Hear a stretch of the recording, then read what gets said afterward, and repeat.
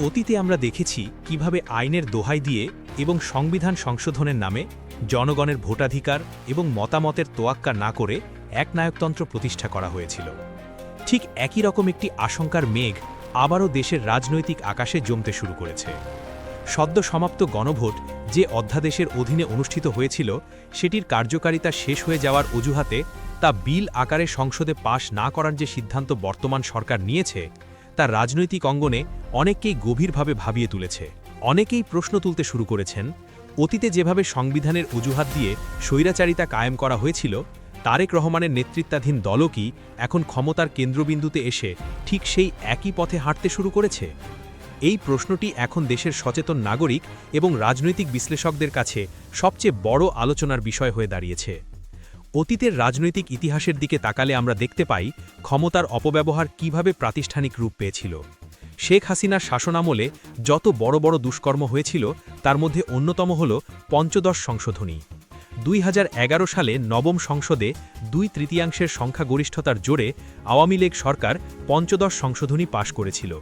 এই সংশোধনীর মাধ্যমে 72-এর সংবিধানের অনেক কিছু ফিরিয়ে আনা হয়েছে বলে আওয়ামী লীগের পক্ষ থেকে এমন দাবি করা হয়েছিল। কিন্তু প্রকৃতপক্ষে পঞ্চদশ সংশোধনী ছিল দলটির ক্ষমতা চিরস্থায়ীকরণের একটি সুস্পষ্ট উদ্যোগ। জনগণের মতামতকে সম্পূর্ণ উপেক্ষা করে কেবল সংসদে নিজেদের সংখ্যাগরিষ্ঠতা কাজে লাগিয়ে তারা এমন সব পরিবর্তন এনেছিল যা দেশের গণতান্ত্রিক কাঠামোকে ধ্বংস করে দিয়েছিল। তত্ত্বাবধায়ক সরকার ব্যবস্থা বাতিল করে দলীয় সরকারের অধীনে নির্বাচনের যে প্রথা তারা চালু করেছিল তা মূলত এই পঞ্চদশ সংশোধনীর মাধ্যমেই বৈধতা পেয়েছিল। এর ফলে জনগণের ভোটাধিকার হরণ করা অনেক সহজ হয়ে গিয়েছিল এবং তারা বিনা বাধায় বছরের পর বছর ক্ষমতায় টিকে থাকার সুযোগ পেয়েছিল। এই ইতিহাস আমাদের মনে করিয়ে দেয় যে যখন কোনো সরকার সংসদে সংখ্যাগরিষ্ঠতার সুযোগ নিয়ে জনগণের সরাসরি মতামতের পথ বন্ধ করে দেয় তখন তার পরিণতি দেশের জন্য কতটা ভয়াবহ হতে পারে। এখন বর্তমান প্রেক্ষাপটের দিকে নজর দেওয়া যাক। জাতীয় সংসদ ভবনে বিশেষ কমিটির বৈঠক শেষে স্বরাষ্ট্রমন্ত্রী সালাউদ্দিন আহমেদ সাংবাদিকদের আনুষ্ঠানিকভাবে জানিয়েছেন যে গণভোট অধ্যাদেশটি বিল আকারে পাশ করার কোনো প্রয়োজনীয়তা তারা দেখছেন না। তার দেওয়া যুক্তি হল যে বিশেষ কারণে বা যে নির্দিষ্ট গণভোট অনুষ্ঠিত হওয়ার জন্য এই অধ্যাদেশ জারি করা হয়েছিল সেই গণভোট তো ইতোমধ্যেই সুষ্ঠুভাবে অনুষ্ঠিত হয়ে গেছে। তাই এর অধীনে সামনে আর কোনো গণভোট অনুষ্ঠিত হবে না এবং একে নতুন করে অনুমোদন দিয়ে আইন বানানোর কোনো অর্থ নেই বলে সরকার মনে করছে। সংবিধানের 93 অনুচ্ছেদ অনুযায়ী অধ্যাদেশগুলো সংসদ অধিবেশন বসার 30 দিনের মধ্যে ভাগ্য নির্ধারণের জন্য উত্থাপন করা হলেও সরকার মনে করছে এই নির্দিষ্ট অধ্যাদেশের কাজ পুরোপুরি শেষ। কিন্তু সরকারের এই অত্যন্ত সহজ এবং আপাতদৃষ্টিতে স্বাভাবিক যুক্তির আড়ালে লুকিয়ে থাকা ভয়াবহ নেতিবাচক দিকগুলো নিয়ে রাজনৈতিক বিশ্লেষকেরা গভীর উদ্বেগ প্রকাশ করছেন। একটি রাষ্ট্রের ভবিষ্যৎ নির্ধারণী কোনো বিষয়ে জনগণের সরাসরি মতামত নেবার সবচেয়ে শক্তিশালী এবং গণতান্ত্রিক মাধ্যম হল গণভোট। সেই গণভোটের আইনি ভিত্তি যদি স্থায়ী না করা হয় তবে তা ভবিষ্যতে যে কোনো স্বৈরতান্ত্রিক সিদ্ধান্তের পথ প্রশস্ত করে দেয়। গণভোট অধ্যাদেশ বাতিল বা তামাদি হয়ে যাওয়ার সবচেয়ে বড় এবং প্রত্যক্ষ নেতিবাচক প্রভাব হল দেশের সাধারণ জনগণের সরাসরি ক্ষমতায়ন খর্ব হওয়া। যখন কোনো বড় জাতীয় ইস্যু সামনে আসে, যেমন সংবিধানের মৌলিক কোনো পরিবর্তন, রাষ্ট্রের গুরুত্বপূর্ণ কোনো আন্তর্জাতিক চুক্তি বা জাতীয় নীতি নির্ধারণের মতো স্পর্শকাতর বিষয়, তখন সংসদে বসে কেবল কয়েকজন সংসদ সদস্যের সিদ্ধান্তে তা চূড়ান্ত হওয়া উচিত নয়। জনগণের সরাসরি ভোট বা গণভোটের মাধ্যমে সেই সিদ্ধান্ত নেওয়া হলে তা প্রকৃত গণতন্ত্রের প্রতিফলন ঘটায়।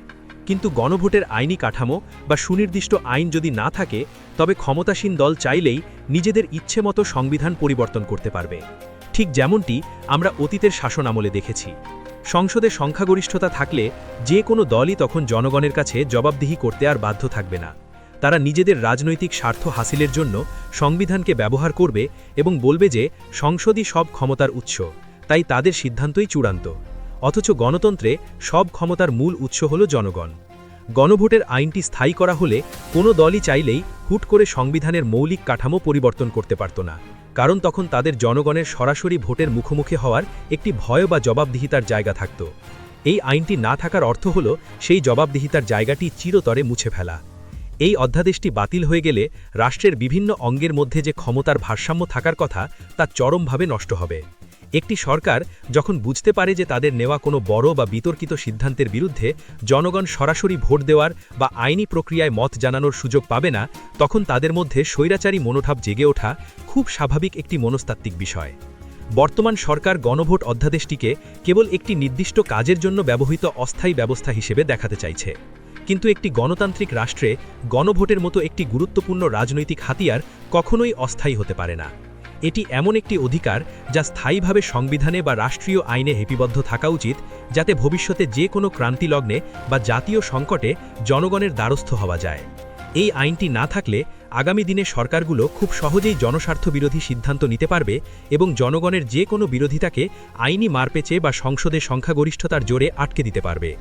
এটি প্রকারান্তরে সেই পুরনো শাসন ব্যবস্থারই পুনরাবৃত্তি, যেখানে একটি দল মনে করে তারা একবার নির্বাচিত হওয়ার পর 5 বছরের জন্য রাষ্ট্রের একছত্র ক্ষমতার অধিকারী হয়ে গেছে এবং তাদের সিদ্ধান্তের বাইরে যাওয়ার কোনো আইনি সুযোগ আর দেশের মানুষের নেই। আরও একটি অত্যন্ত গুরুত্বপূর্ণ বিষয় হল এই আইনগুলো প্রণয়নের ক্ষেত্রে রাজনৈতিক দলগুলোর মধ্যে মারাত্মক ঐক্যমত্যের অভাব। জানা গেছে বিশেষ কমিটির ওই বৈঠকে মোট 133টি অধ্যাদেশ নিয়ে বিস্তারিত আলোচনা হয়েছে। এর মধ্যে অনেকগুলো অধ্যাদেশ যেভাবে আছে সেভাবেই পাশ করার সিদ্ধান্ত হলেও অন্তত 15টি অত্যন্ত গুরুত্বপূর্ণ অধ্যাদেশ নিয়ে সরকারি দল এবং বিরোধী দলের মধ্যে তীব্র মতপার্থক্য তৈরি হয়েছে। বিশেষ করে মানবাধিকার কমিশন, বিচারপতি নিয়োগ, গুম প্রতিরোধ এবং দুর্নীতি দমন কমিশন সংক্রান্ত অধ্যাদেশগুলোতে সরকারি দল নানা রকম পরিবর্তন আনতে চাইছে। এই পরিবর্তন আনার সিদ্ধান্তে তীব্র আপত্তি জানিয়ে জামায়াতে ইসলামী ইতোমধ্যে নোট অফ ডিসেন্ট বা তাদের আনুষ্ঠানিক ভিন্ন মত পোষণ করেছে। একটি অন্তর্বর্তীকালীন সরকার যে অধ্যাদেশগুলো জারি করেছিল রাষ্ট্রের কাঠামো সংস্কার এবং জবাবদিহিতা নিশ্চিত করার জন্য, একটি নির্বাচিত সরকার ক্ষমতায় এসেই যদি সেগুলোতে নিজেদের সুবিধামতো পরিবর্তন আনতে চায়, তবে তা জনমনে গভীর সন্দেহের জন্ম দেয়। বিরোধী দলের এই ভিন্নমত প্রমাণ করে যে সরকার সব দলের মতামতের ভিত্তিতে নয়, বরং নিজেদের দলীয় এজেন্ডা বাস্তবায়নের দিকেই বেশি মনোযোগ দিচ্ছে। মানবাধিকার কমিশন বা দুর্নীতি দমন কমিশনের মতো প্রতিষ্ঠানগুলো রাষ্ট্রের স্বচ্ছতা এবং জবাবদিহিতা নিশ্চিত করার জন্য অত্যন্ত জরুরি একটি স্তম্ভ।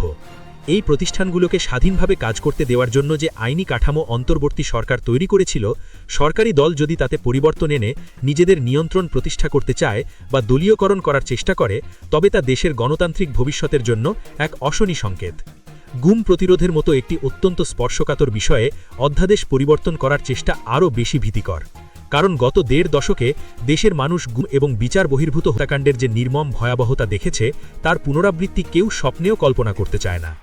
এই বিষয়গুলোতে যখন সরকারি দল এবং বিরোধী দলের মধ্যে মৈক্য থাকে না এবং সরকার একতরফাভাবে সিদ্ধান্ত চাপিয়ে দেওয়ার চেষ্টা করে, তখনই স্বৈরতন্ত্রের পদধ্বনি স্পষ্ট হয়ে ওঠে।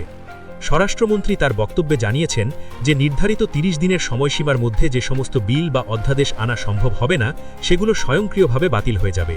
তিনি অত্যন্ত সাবলীলভাবে দাবি করেছেন যে এতে অসুবিধার কিছু নেই এবং আমরা পরবর্তী সেশনে সেগুলো আবার বিল আকারে নিয়ে আসব। কিন্তু রাজনীতি এবং রাষ্ট্র পরিচালনায় সময় অত্যন্ত গুরুত্বপূর্ণ একটি নিয়ামক। একটি অধ্যাদেশ বাতিল হয়ে যাওয়ার পর পরবর্তী অধিবেশনে তা কবে উঠবে, কি রূপে উঠবে, তাতে কি নতুন ধারা যুক্ত হবে, নাকি তা একেবারেই কালের গর্ভে হারিয়ে যাবে, তার কোনো নিশ্চয়তা নেই। সীমানা নির্ধারণ বা আরপিও এর মতো বিষয়গুলো ভবিষ্যৎ নির্বাচনের সাথে সরাসরি জড়িত বলে সরকার তাগুলোকে দ্রুত আইনে পরিণত করার তাগিদ অনুভব করছে, যা তাদের রাজনৈতিক অস্তিত্বের জন্য জরুরি।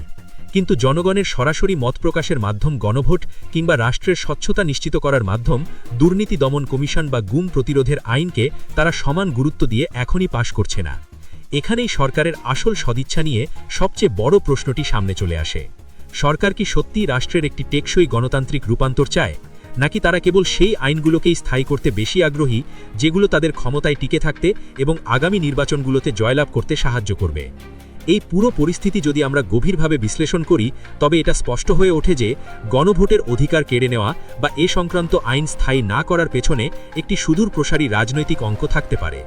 একটি শক্তিশালী এবং স্থায়ী গণভোট আইন থাকলে কোনো সরকারি জনগণের ইচ্ছার বিরুদ্ধে গিয়ে কোনো হঠকারী বা অনপ্রিয় সিদ্ধান্ত সহজে নিতে পারে না।